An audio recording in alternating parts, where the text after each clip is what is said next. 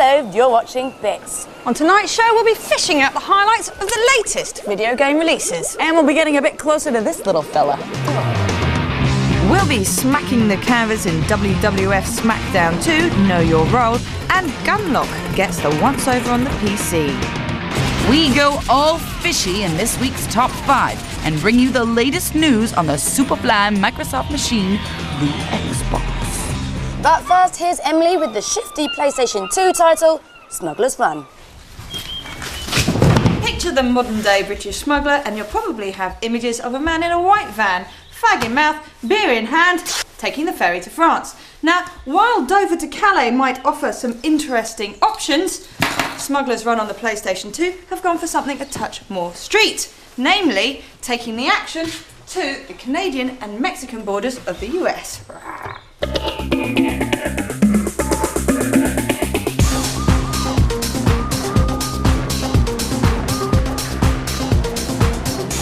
Careful, baby, careful. The car needs to be able to drive. It's another morally dubious Rockstar game, but this time they've gone down the family route and avoided the controversy of previous games like the GTAs, sticking to illegal arms and unknown contraband instead.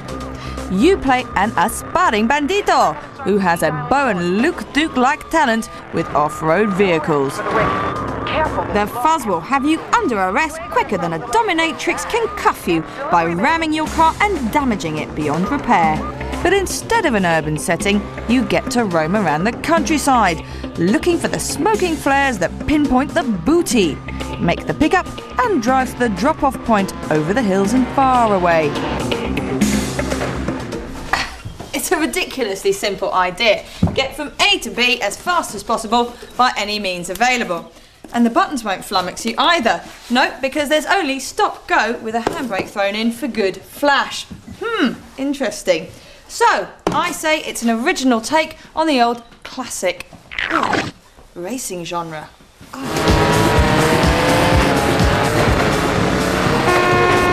In the single-player Smuggler's Missions mode, it begins easily with you proving your worth as a sharp-bending driver, building up to full-blown rival gang action with more swine on your tail than the Pied Piper of Pig. Initially, you have two vehicles available to you, the nippy, back-end heavy buggy and the A-Team style SUV. There's more to unlock as you progress. The artificial intelligence of the other cars is pretty good. There's no difference in the speed of your car and theirs, but they are all crap drivers weaving around like Lee Marvin in Paint Your Wagon. It isn't overly hard. The biggest innovation in this game is the free roaming. Wander free as a jailbird across the three set borders, forest, desert and snow. You can go anywhere and do anything across vast expanses of territory.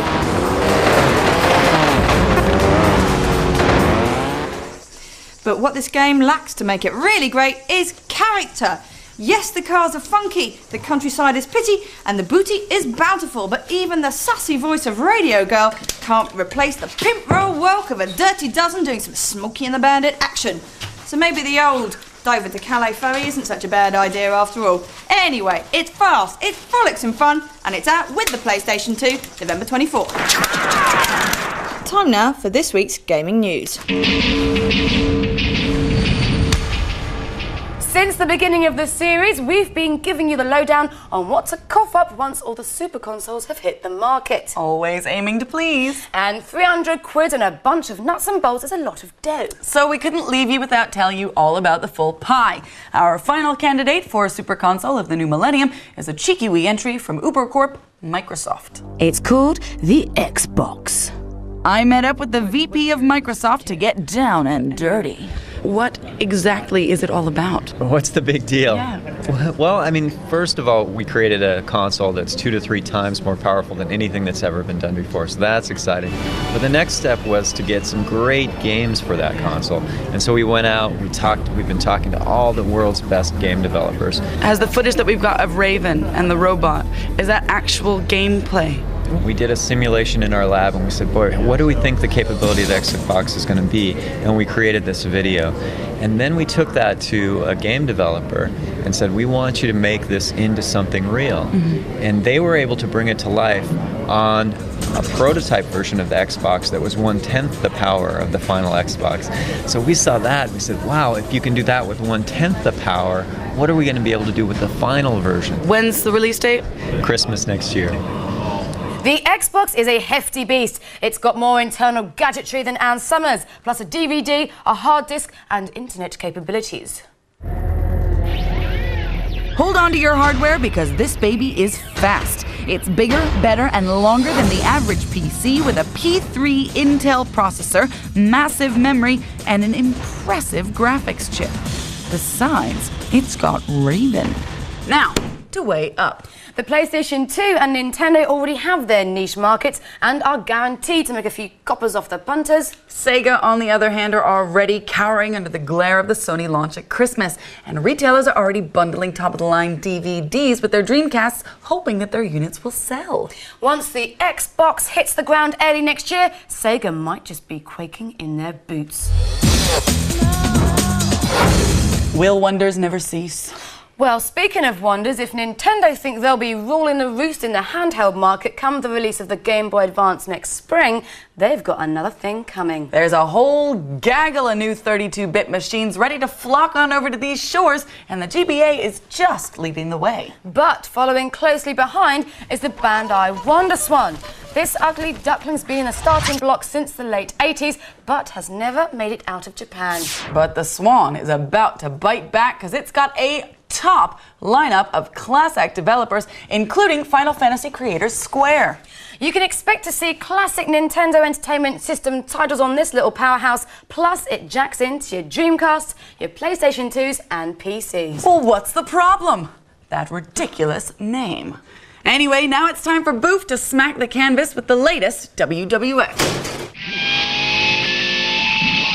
Big daddies and fans of Flab unite. Bring on the bad hair, bad rock and white trash who narrowly escaped the porno industry. You're all gagging to don the tight panties and wrap your quivering nether regions around your opponent's neck in a thigh-clenching smackdown. Oh yes, it's time once again to shake hands with good old Betty Swallows in WWF SmackDown 2. No, you're wrong.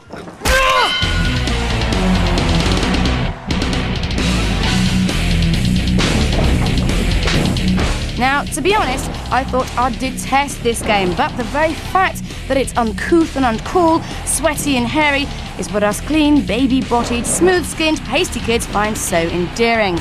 This game shoves you in the ring and gets your hands dirty. What you liked about the first, you'll like about this. Non-stop, blisteringly fast wrestling action.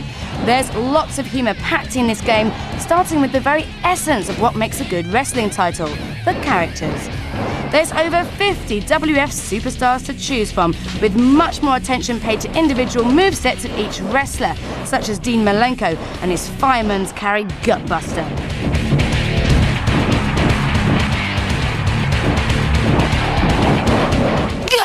When playing in two-player mode, a particular favourite combination of mine was newcomer Scotty True Hottie, who's certainly nifty on his feet, and buxom wench Trish Stratus, who goes straight for the apparatus. The new gimmick to go all frothy over is the ladder match. You can hang from the ladder, jump off it, or just use it to whack the living daylights out of your mate. Barbaric. What I did find exhausting is that these guys just seem to be able to keep going all night. This may sound like a good thing, but not when you're like, enough now, I'm getting sore. Sore fingers, that is. You can play for a solid arse-aching 30 minutes with no conclusive winner, no climax, if you will.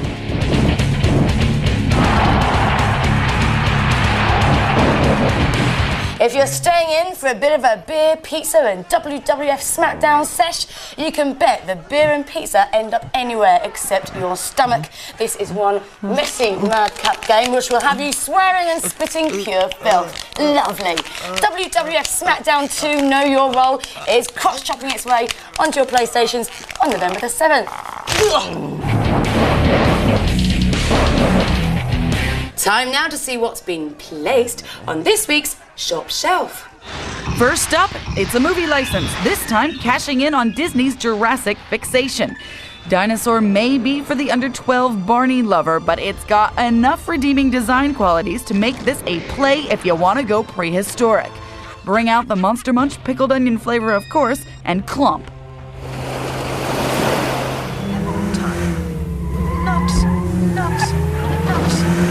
Landing? Russia? Nah. Instead of shoving a brick through someone's window, make a quick getaway through these amazingly reconstructed urban streets. If you've passed the knowledge, you should be a pro at Metropolis Street Racer on the Dreamcast.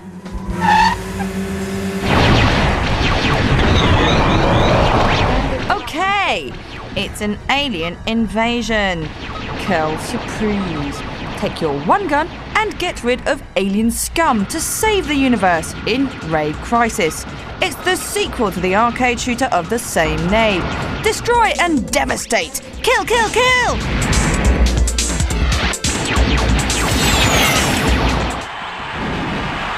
You've already seen WWF on your PlayStations. Here's one for you Dreamcast owners. Pull on your tight pants and get that 80s perm. You're ready to WWF Royal Rumble. If you can handle having 9 flabby fighters after you in one small ring and aren't tired of the previous incarnations of the B.O. heavy Yankee sport, then try on the Lycra and get down with the belly bashing. It's so real. Out in the Dreamcast right now. The Beardy Gits fantasy role-playing sequel, Baldur's Gate 2, has been out on PC for a bit now, but it hasn't stopped them from stroking their facial hair and erming and ahhing at the new fully explorable universe at their fingertips. Their pedigree is impeccable and there are gnomes galore. If you're looking for the ultimate online world for the second time over, Baldur's Gate 2 is out now.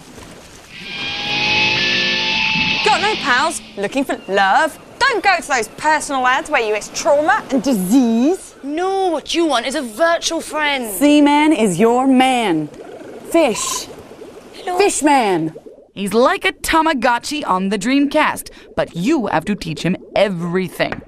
Basically, you hatch him, you feed him, and then you watch them suck the blood out of one another and die. Ew, that's horrible. No, really, it's a charming game. Teaches our kids all sorts of good values. Libya. So I was led to believe I would be cared for by a fairly young, responsible human being. So far, this has proven to be true, but I am wondering about your age now. Tell me, are you in your, 20s?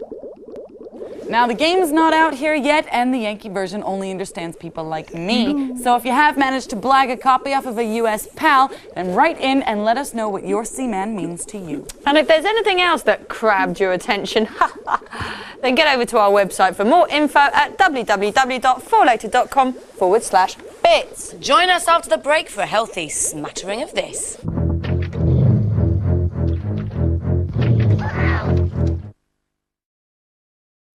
Hello and welcome back. Coming up, we'll be taking a look at the post-apocalyptic Gunlock on the PC. And we'll be putting our arcade joysticks to the fishy test. But first, let's take a peek at some of the eel mails you've been sending us. So, smegma. Beautiful word. Yeah, right. Well, we had some truly vile, low, repugnant answers to that competition question. Yes, we asked you, how many words did the ancient Greeks have for smegma? The answer was 1.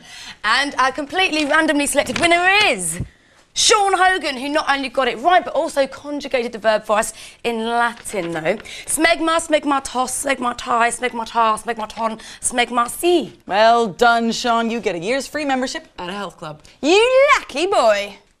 Anyway, don't forget there's still time to nominate your favourite game for our top 50 games of all time chart. Here's what to do. To choose your top game of all time, log on to our website and place your vote. Easy. And don't forget, we still want your pictures as we search for Britain's biggest geek. Embrace that geekhood, be loud, be proud, and share it with the nation. We know you're out there, so don't be shy. We want this board completely covered in geeks.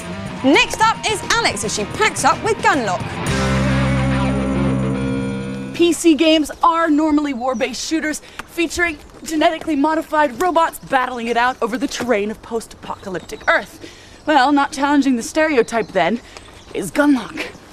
Created by the sick bastards who brought us the pant-cacking days and nights glued to our stools in front of the monumental Alien vs. Predator, Rebellion are also children of cool Britannia, which may explain why their prodigal son is less Mark Twain and more Snatch. Gunlock is a sensitive new age robot created from human parts and metal by the Big Brother corporations who took over the Earth sometime during the 21st century. While going about his daily killing spree for the conglomerate, Mr. G has an epiphany. He becomes self-aware. And, as in all good dystopic sci-fi plots, he decides to thwart corporate evil and save the day. The characters rummage through what looks like 3-day-old vomit to find the refuse left over by ex-robots. Now, each dude has his own positive and negative qualities, and it behooves the gamer to make these distinctions early on, because what, pray tell, is a 98-pound weakling gonna do with a really big gun? And where is he gonna put all this shit? They then stealth their way around, using the welcome complexity of the usually dull PC terrain to cower from oncoming laser beams and hide from bug bots. These labyrinths are puzzles in themselves, and you can easily play through without the bad guys and have a jolly enough time figuring out where the heck you are and what the heck you want to do next. Acting like a futuristic televangelist, Gunlock spreads the word to the few mechanoids who still have a brain, a heart, and some courage, and sets his phasers to kill on the wicked witch of capitalism. If you don't already have a futuristic quest-driven game that takes place on an inhospitable terrain and features lots of self-aware robots at the helm, well then Gunlock could just fill that gaping hole in your collection. Oi, Booth! We don't quite know why, but fish are inherently funny. Even Tony Blair, in his days of dubious darkness, takes refuge in Big Mouth Billy Bass, who belts out karaoke classics for those in need of comic relief. So, we fished around for our top 5 fishy moments for you lucky people. And here's what we reeled in. Help me. Weighing in at number 5, the most obvious of the lot is Sega Bass Fishing for the Dreamcast. As if you really needed reminding, it's a fishing game! Proof, too, that size really does matter. Oh, a big one! Coming in 4th is Conker's Bad Fur Day on the N64. Conker is a foul-mouthed squirrel who enjoys pissing off and pissing on whoever gets in his way. His adventures take him on a trip through the movies, in particular, a scene that bites a chunk out of the classic Jaws. Except it's a dog with fins. Oh well, close enough.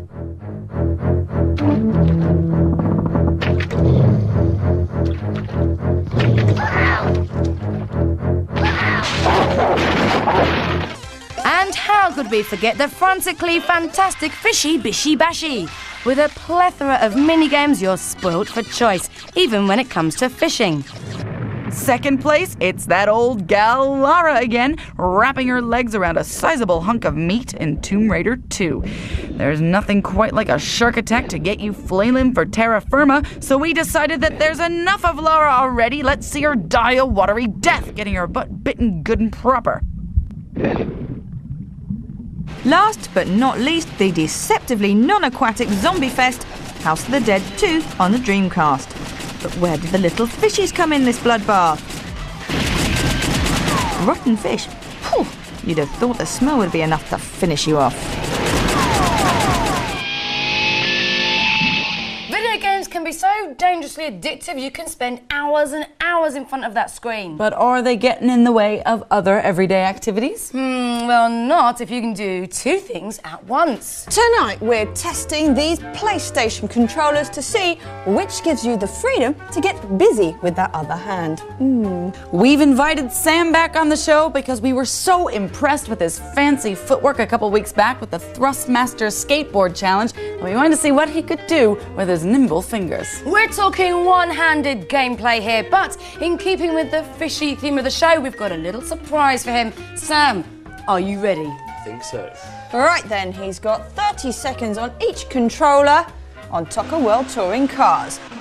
But here's the catch. whilst playing the game with one hand, you've got to whip up a super spiffy prawn cocktail with the other, making full use of your fingers and your mouth. But we're going to break you in easy, Sam, and start off with the original Sony DualShock controller. Now, we've got the main ingredients: lettuce, mayo, ketchup, and of course the star, the prawns, and some lemon. But don't forget, the task isn't over until you munch it all down. And he's off! Excellent. He's starting with a bit of a lettuce bed salad. This is what we like. This is what we like. Oh, the ketchup's in. It's right on the prawns. Oh, he's not concentrating on the driving. No, he's losing it. He's losing it. He's prawns. Oh, and then, in it goes. But, you know, it's not bad. A bit of juice. Oh. Now, I feel you have to eat. You have to eat. Counting down now. You're not paying attention to the 3, 2, 1, and... Right up next is the Namco arcade stick. You have 30 seconds to keep time beating this drum with a fresh fish whilst playing. Start beating, boy. Okay, now, get it going. 3, 4, 1, 2, 3, 4. Now, Sam, you need to get a firm hand on that. It's looking rather floppy. Oh my God, and there's fish juice everywhere. Oh, yes! Keep the rhythm, slow down, calm. Take a step back, a bit of a breather. You're all over the place, Sam. 1, 2, 3, 4. That was revolting! And for the climax, he'll be using the Slipstream driving wheel. But this time you have to dive deep inside this warm, wet bowl to see if you can find us some buried treasure. So, Sam, don't be shy. Shove your hand inside and have a good old-fashioned feel around. Ready, go! Put your hand in that fish tank, boy. You're gonna be slamming around for some nice buried treasure. These fish are flying everywhere, and I'm sorry, you need to go straight. You are not going anywhere near the road. I think your only interest is feeling around with some fresh fish. This is pretty revolting stuff, and I can tell you, the stink in here is unbelievable. And I don't think that buried treasure is any closer to coming home. Oh, I just put my hand inside a fish. Hand inside of a fish. But I have the treasure. Oh my God, he's found the buried treasure. So, Sam, which controller was the easiest to multitask with? Well, the pressure point technique of the Slipstream was mighty indeed, but the true power lies with the Dragon style of the DualShock controller. So there you go. It just goes to show that video gaming doesn't have to take all your time and attention. Time now for the competition. Tonight you can win a Turok 3 bundle pack courtesy of Acclaim. All you have to do is answer our totally random question, which is hidden inside that thing's mouth. Aha! And the question is, Booth's Uncle Horace has a little problem. He won't put a foot outside his house unless he has his trousers tucked securely into his socks and a whole freshwater trout dropped into each trouser leg. Family connections.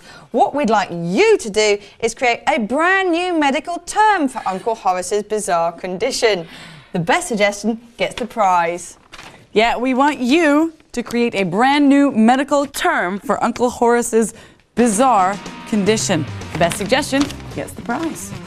Okay, there you have it. Send your answers in via our website at 4later.com/bits.